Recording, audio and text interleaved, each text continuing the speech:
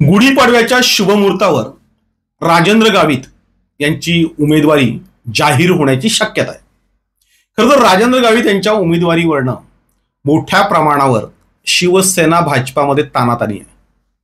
भाजप म्हणते हा आमचा बालेकिल्ला आहे, आधी राजेंद्र गावित हे आमचेच उमेदवार होते, ते आमच्याकडे द्या. शिवसेना म्हणते गेली 5 वर्ष ते आमचेच खासदार आहेत, त्याच्यामुळं ते आमच्याकडेच राहतील, पालघरचं तिकीट हे आमच्याकडेच राहील. शिवसेना ही राजेंद्र गावितांना मागते, भाजप ही राजेंद्र गावितांवर दावा करते. खरं तर मतदारसंघामध्ये राजेंद्र गावित यांना खुल्ला विरोध होताना दिसतोय. ते शिवसेनेचाही विरोध आहे, अगदी भाजपाने ही टोकाची भूमिका घेतली होती, आणि तरी सुद्धा राजकीय पक्षांना राजेंद्र गावित हेच उमेदवार हवेत. वरिष्ठांनाही तेच हवेत, कार्यकर्त्यांनाही आणि मतदारांनाही राजेंद्र गावित हेच उमेदवार पसंत आहेत. म्हणजे विरोध आणि राजेंद्र गावित हे एक वेगळं समीकरण आहे. म्हणजे त्यांना होणारा विरोध ही त्यांची जमेची बाजू समजावी की काय, असा प्रश्न सगळ्यांनाच पडतो. एवढ्या मोठ्या प्रमाणावर विरोध असतानाही तेच उमेदवार राजकीय पक्षांना का हवेत, त्यांच्यावर एवढ्या मोठ्या प्रमाणावर टीका होत असताना तेच निवडून येतील असं का सांगितलं जातं, आणि भारतीय जनता पार्टी त्यांच्यासाठी एवढा आग्रह का करते, या सगळ्या गोष्टी समजून घेण्यासारख्या आहेत, विचार करायला लावणाऱ्या आहेत. आणि म्हणूनच राजेंद्र गावित यांना कितीही विरोध झाला तरीही राजेंद्र गावित यांचीच पकड ही मतदारसंघावर ठामपणे दिसते, आणि म्हणूनच राजेंद्र गावित यांना विरोध होत असतानाही त्यांनाच तिकीट मिळेल असं आता फिक्स झालेलं आहे. 2018 मध्ये त्यावेळेस ते काँग्रेसमध्ये होते, त्याच्या आधी ते काँग्रेसचे राज्यमंत्री होते, आमदारही होते. पण भारतीय जनता पार्टीने त्यांना 2018च्या लोकसभा निवडणुकीमध्ये उभं केलं, त्यांना काँग्रेसमधनं घेतलं. शिवसेनेने भाजपच्या श्रीनिवास वनगांना आपल्या पक्षात घेतलं. हे खरं तर 2018ला स्वर्गीय चिंतामण वनगा यांचं निधन झाल्याने पोटनिवडणूक झाली होती. त्यांच्या मुलाला भाजप तिकीट देत नव्हतं, आणि म्हणून शिवसेनेने त्यांचा उमेदवार घेऊन उभा केला, आणि भाजपने काँग्रेसचा उमेदवार घेऊन उभा केला. हे दोन्ही पक्षातले उमेदवार खरे हे नव्हते. एक काँग्रेसमधून आला होता, इकडे भाजपमधून आला होता.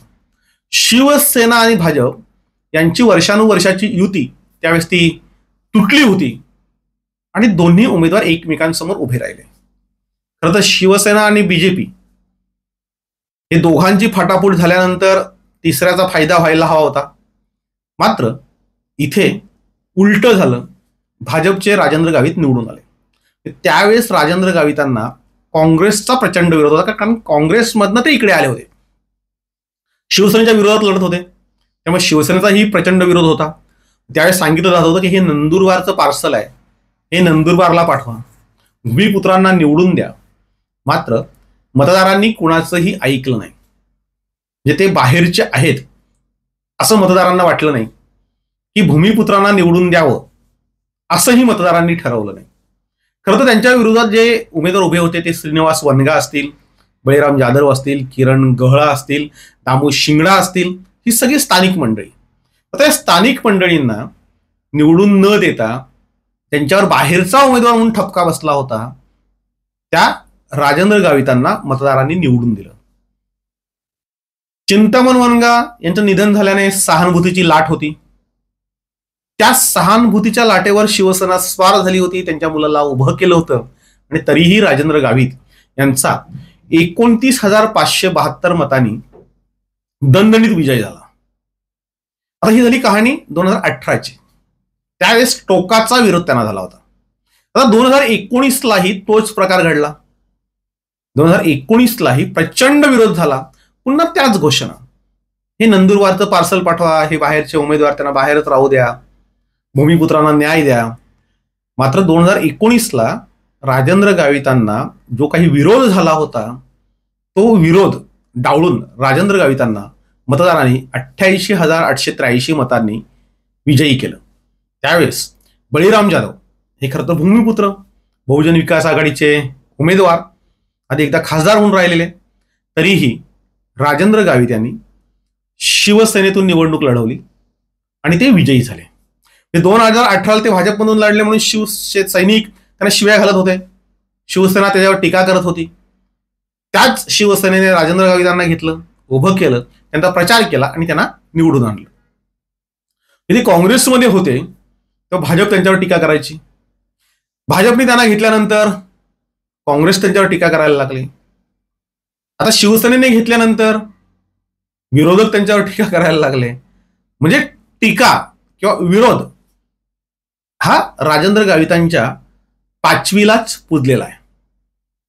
एवढा विरोध होत असतानाही ते का निवडून येतात हे न सुटणारं कोड आहे. म्हणजे खरं तर सामान्य जो मतदार आहे किंवा सामान्य जे कार्यकर्ते आहेत त्यांचा राजेंद्र गावितांवर जीव आहे, प्रेम आहे, हे यातून स्पष्ट दिसतंय. ते शिवसेनेतून उभे राहिले तरी निवडून आले, त्याच्या आधी भाजपमधून उभे राहिले तरी निवडून आले, शिवसेना विरोधात गेली तरी निवडून आले. आत्ताची परिस्थिती ही अत्यंत वेगळी आहे. हे आता भाजप पुन्हा सांगते की राजेंद्र गावित आमचे आहेत, तर राजेंद्र गावित आमच्याकडे द्या. त्याच्या आधी राजेंद्र गावित नको म्हणून भाजपच्या जिल्हा अध्यक्षांनी पत्रकार परिषद घेतली होती. पूर्ण भाजपमधून राजेंद्र गावितांना विरोध होता. तर ज्यांनी विरोध केला ते सगळे विरोधक आता राजेंद्र गावित निवडून यावेत म्हणून प्रचाराला लागलेत. म्हणजे विरोध ही खरं तर राजेंद्र गावितांच्या जमेची बाजू दिसते. आणि जेवढा विरोध होतो तेवढा विरोध आतापर्यंत कुठल्याही उमेदवाराला झालेला नसतो. आणि तरीही मतदारसंघामध्ये राजेंद्र गावित यांच्यावरच मतदार विश्वास ठेवतात. राजेंद्र गावितांवर प्रचंड टीका होते, खालच्या पातळीवर जाऊन टीका केली जाते, तरीही गावित कधीच कुठल्याही टीकेला उत्तर देत नाहीत, तर ते कृतीमधून दाखवून देतात. म्हणजे कधीही कुणाशी ते छळ कपट करत नाहीत, ठरवून कुणाला त्रास देत नाहीत. त्यांचे वरिष्ठ पातळीवर खूप चांगले संबंध आहेत. म्हणजे अगदी मोदी शहा यांच्याशी त्यांचे घनिष्ठ संबंध आहेत. म्हणजे दिल्लीमध्ये एक शांत, संयमी, कधी काही न मागणारा, त्रास न देणारा असा हा खासदार अगदी नरेंद्र मोदी आणि अमित शहा यांनाही आवडतो. महाराष्ट्रातही शिंदे आणि फडणवीस यांचे ते लाडके आहेत. म्हणजे खरं तर एकनाथ शिंदे म्हणतात राजेंद्र गावित माझे आहेत, देवेंद्र फडणवीस सांगतात राजेंद्र गावित माझे आहेत. प्रत्यक्ष राजेंद्र गावित कुणाचे आहेत हे त्यांच्या बायकोलाही माहीत नसेल. कारण राजेंद्र गावित हे सर्वांचेच आहेत, सर्वांना ते आपलेसे वाटतात. विरोध होते, टीका होते, सगळं होतंय, पण तरी पण मतदार मतदानाला गेला की राजेंद्र गावित यांनाच मतदान करतो. त्याच्यावरची कारणं अनेक आहेत. म्हणजे खरं तर त्रास देणारा लोकप्रतिनिधी कोणालाही नको असतो. राजेंद्र गावित हे कधीही कोणाला त्रास देत नाही. त्यामुळे सरकारी कर्मचारी, सरकारी अधिकारी हे त्यांच्यावर खुश असतात. म्हणजे अगदी 2 नंबरवालेही त्यांच्यावर समाधानी आहेत. भ्रष्टाचारी लोक तर अगदी जीव ओवाळून त्यांच्यावर टाकतात की हा माणूस आपल्याला त्रास देत नाहीये. त्यांचे सर्व प्रकारच्या व्यापाऱ्यांशी लागेबांधे आहेत, कोणीही त्यांच्यावर नाराज नाही. त्यामुळे त्यांची एक स्वतःची वोट बँक तयार झाली आहे. म्हणजे जर कुठलाही खासदार, म्हणजे काही खासदार असे आहेत तर ते जर निवडून आले तर पूर्ण त्या मतदारसंघाची सत्यानाश लावतात. ते सगळ्यांना त्रास देतात, सगळ्यांकडून त्यांना पैसे हवे असतात, सगळीकडे त्यांची लुटमार चालू असते. राजेंद्र गावित तसं नाहीये. जो देगा उसका ही भला, न देगा उसका भी भला. म्हणजे त्यांचं अधिकारी काही ऐकतही नाही आहेत, तरीही राजेंद्र गावित हे त्यांच्यावर कधीही राग काढत नाहीत. म्हणजे एका प्रसंगामध्ये राजेंद्र गावित यांच्यावर अत्यंत खालच्या पातळीवर एकाने टीका केली. राजेंद्र गावितांनी त्यांना उत्तर द्यावं असं प्रत्येकांनी सांगितलं, पण राजेंद्र गावित सांगितलं नाही, त्याच्या तो कर्माने मरणार आहे, मी काही त्याला उत्तर देणार नाही. आणि उत्तर देण्याएवढा तो माणूस मोठाही नाहीये. आणि त्यांनी तो विषय सहज टाळला. म्हणजे दुसरा कुठलाही खासदार असतात तर सत्ता हातात आहे, मुख्यमंत्री हातात आहे, गृहमंत्री हातात आहे. आणि सगळ्यात महत्वाचं म्हणजे त्यांनी जर अमित शहाना 6 वर्षात एकही गोष्ट सांगितली, त्यांनी अमित शहाच्या कानाला ते लागले असते, त्यांनी सांगितलं असतं मला त्रास होतोय. अमित शहानी अक्षरशः त्रास देणाऱ्यांची दैना केली असते. तरी सुद्धा राजेंद्र गावितांनी संयमाने घेतलं. म्हणजे अगदी विरोधकांनी जर विचार केला की समजा हा उमेदवार आहे, हा उमेदवार आणि हा उमेदवार आहे, या 3-4 उमेदवारांकडून कोणाला निवडून द्यावं, आपला कोणाचा फायदा होईल, तर ठामपणे ते सांगतात नाही राजेंद्र गावित ठीक आहे. म्हणजे आमच्याकडे विष्णू सवरा होते, वारंवार निवडून यायचे. का? ते कोणाला त्रास देत नव्हते. दामू शिंगडा निवडून यायचे, कारण लोकांना हीच लोक आवडतात. आक्रमक लोक नकोत. खरं तर पक्षासाठी आक्रमक स्वभाव लागतो. तो राजेंद्र गावितांचा मायनस पॉईंट आहे. म्हणजे राजेंद्र गावितांचे मायनस पॉईंट अनेक आहेत. त्याच्यामध्ये ते आक्रमक नाही आहेत. ज्या पक्षातून निवडून येतात त्या पक्षाची समरसच होत नाही आहेत. म्हणजे कार्यकर्ते त्यांना मानतच नाहीत. म्हणजे गेली 5 वर्ष ते शिवसेनेचे खासदार होते, पण कुठल्याही शिवसेनेच्या कार्यकर्त्याने त्यांच्याशी जुळवून घेतलं नाही, किंवा राजेंद्र गावित यांच्याशी जुळवून घेतलं नाही. ते स्वतःचीच वोट बँक तयार करतात. हा त्यांचा एक मायनस पॉईंट आहे. ते स्वतःचा ग्रुप किंवा स्वतःची लोक तयार करतात. म्हणजे आता जर बघितलं, कम्युनिस्टच्या लोकांनाही त्यांनी कामं दिलेत. अगदी पक्षाच्या बाहेरच्या सर्वांना त्यांनी जो येईल त्याला काम देणं, जो येईल त्याचं काम करणं, कोणालाही ते नाराज करत नाहीत. आणि म्हणून पक्षाच्या व्यतिरिक्त सर्वांना ते जवळ घेऊन बसतात. हाही काही पक्षातील लोकांना खटकणारी गोष्ट आहे. तो त्यांचा मायनस पॉईंट आहे. दुसरा त्यांचा मायनस पॉईंट आहे म्हणजे ते मतदारसंघाच्या बाहेर राहतात. ते मीरा भाईंदरला राहतात. म्हणजे गेल्या 6 निवडणुका ते लढलेत, तर त्यांचं जे निवासस्थान आहे ते मतदारसंघाच्या बाहेरचं आहे. ते मीरा भाईंदरला राहतात. हा त्यांचा मायनस पॉईंट आहे. त्यांचे प्लस पॉईंट ही अनेक आहेत. त्यांना आता 6 वर्षाच्या खासदारकीचा अनुभव आहे. राजेंद्र गावित हे 2018 ते 19चा 1 वर्ष भाजपचे खासदार होते. आता शिवसेनेमध्ये 6 वर्ष ते खासदार आहेत. दिल्लीचा त्यांना अनुभव आहे. दिल्ली त्यांना मानवलेली आहे. बऱ्याचशा योजना त्यांनी आणलेल्या. म्हणजे 850 कोटी रुपये मतदारसंघामध्ये आणणं हा काही जोक नव्हता. त्यांनी ते आणले. मतदारसंघाचा त्यांना पूर्णतः अभ्यास आहे. प्रश्नांची माहिती आहे. अगदीच सर्व राजकीय नेत्यांशी कार्यकर्त्यांशी त्यांचा संबंध आहे. राज्यमंत्रीपद त्यांनी उपभोगलेलं आहे. त्याच्यामुळे जिल्ह्याची खडूनखडा माहिती आहे. स्वतःची वोट बँक आहे. अगदी वरिष्ठांशी सगळ्यांचे चांगले संबंध आहेत. विकास कामांमध्ये त्यांचा पुढाकार असतो. निधी मिळवण्यामध्येही ते आता तयार झालेले आहेत. आणि त्याच्यामुळं जसे मायनस पॉईंट त्यांचे जे आहेत तसे त्यांचे प्लस पॉईंट ही अनेक आहेत. म्हणजे काही लोक जर आता निवडून आली तर पूर्ण जिल्हा डोक्यावर घेतील की जिल्ह्यातील लोकांना सळो की पळो करून सोडतील. राजेंद्र गावित 3ऱ्यांदा जरी निवडून आले तरी त्यांचा स्वभाव काही बदलणार नाही. ते कुणालाही त्रास देणार नाही. आणि म्हणून त्या लोकांपेक्षा राजेंद्र गावित बरे, हा एक मतदारांचा समज आहे. आणि म्हणून ते विरोध कितीही त्यांना जरी झाला तरी जो सुज्ञ मतदार आहे किंवा जो वाईट मतदार आहे तोही मतदार त्यांच्याकडेच आकर्षित होतोय. तर त्यांचं नशीब ही खूप चांगलं आहे. म्हणजे ते निवडून येण्यासाठीच जन्माला आलेत की काय असं वाटतंय. आता बघा तुम्ही, यावेळेस भाजपला 400 पेक्षा जास्त जागा पाहिजेत. 400 पार हा नारा त्यांनी केलेला आहे. अबकी बार 400 पार.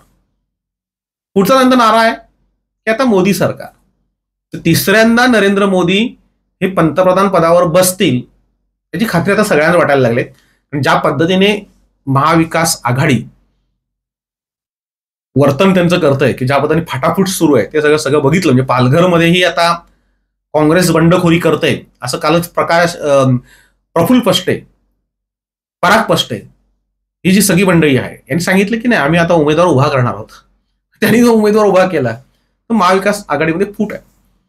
म्हणजे असं सगळ्याच मतदारसंघामध्ये. त्यामुळं नरेंद्र मोदी हे 3ऱ्यांदा पंतप्रधान होतील. आणि ते पंतप्रधान होत असताना किंवा 400 पार जात असताना मुख्यमंत्र्यांच्या बालेकिल्ल्यात पालघर जिल्ह्यात जर उमेदवार पडला तर देवेंद्र फडणवीस आणि एकनाथ शिंदे यांची हालत वाईट होईल. कारण वरती त्यांचं जे नाव आहे ते नाव त्या नावावर फुली बसेल. आणि म्हणून त्यांना अगदी काही करून राजेंद्र गावितांना निवडून आणावंच लागेल. म्हणजे राजेंद्र गावित निवडून आणणं ही त्यांची गरज झालेली आहे. म्हणजे ते किती नशीबवान आहेत ते बघा. म्हणजे आता हा प्रश्न शिंदे फडणवीस यांच्या प्रतिष्ठेचा झालेला आहे. त्यामुळे सगळेजण कामाला लागलेले आहेत, झटून कामाला लागलेले आहेत. तिकीट जाहीर झालेलं नसलं तरी प्रचार सभा सुरू झालेल्या आहेत, भेटीगाठी सुरू झालेल्या आहेत. सर्व पक्षीय लोक ही कामाला लागले. म्हणजे भाजपचा जरी विरोध आधी होत होता, तो आता विरोध शमलाय. पण त्याच भाजपने, त्याच शिवसेनेने आता 10 मित्र पक्षांना बरोबर घेऊन त्यांच्या प्रचाराला सुरुवात केलेली आहे. म्हणजे राजेंद्र गावित यांनी जरी काही सुरुवात केली नसेल तरीही मित्र पक्षांनी त्यांच्या प्रचाराची सुरुवात केली, म्हणजे ते नशीबवार आहेत. जिल्ह्यावर आता युतीचं वर्चस्व आहे.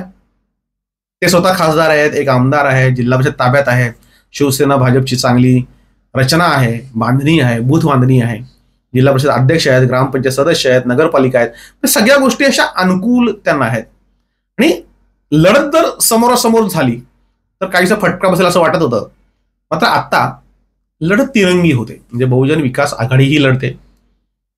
शिवसेनेने उमेदवार भारती कांबडी यांच्या रूपाने जाहीर केलेला आहे. त्यामुळे ही लढत ही तिरंगी होईल आणि त्याच्या तिरंगी लढतीमध्ये नेहमी भाजपा शिवसेना युतीचा फायदा होतो. हे आतापर्यंत आपण 3 वेळा जरा बघितलेलं आहे.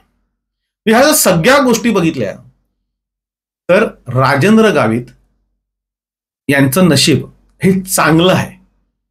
आणि त्यांचे काही प्लस जे पॉइंट आहेत, म्हणजे ते कुठल्याही वादात पडायला तयार नसतं.